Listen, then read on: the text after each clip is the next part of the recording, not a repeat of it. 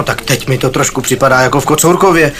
Celou dobu se tady bavíme o třídění a ty se najednou ptáš na tohle.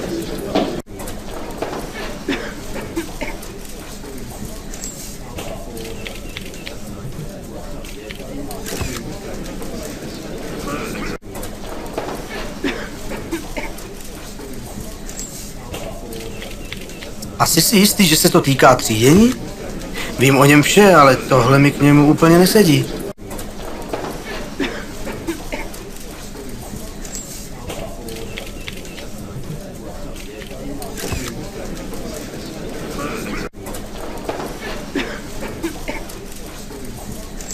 Donalde, slezte z toho lustru, vidím vás.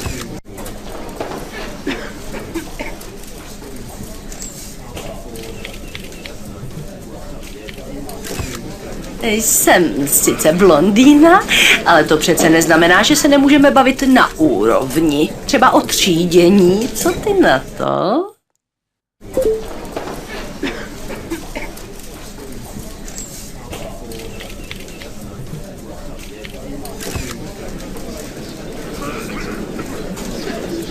Ty čuně, takhle se mluví, zeptej se slušně a možná ti odpovíme.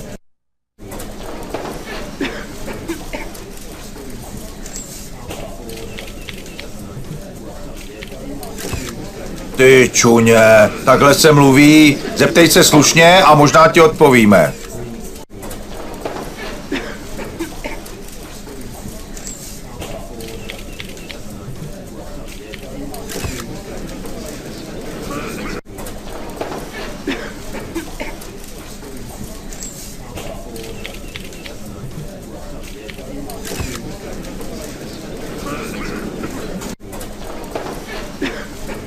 Tak to jsme se sice učili, ale ten rok jsem chodila dost za školu.